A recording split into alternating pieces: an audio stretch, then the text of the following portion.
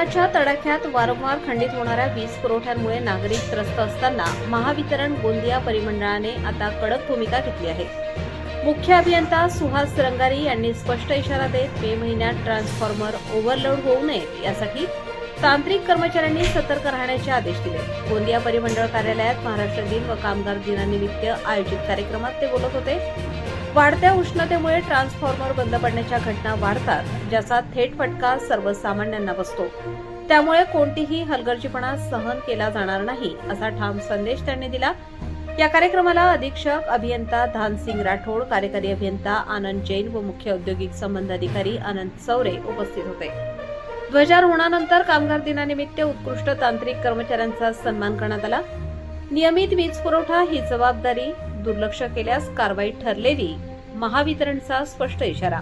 आकाश नंदागवळी, गोंदिया जिल्हा प्रमुख।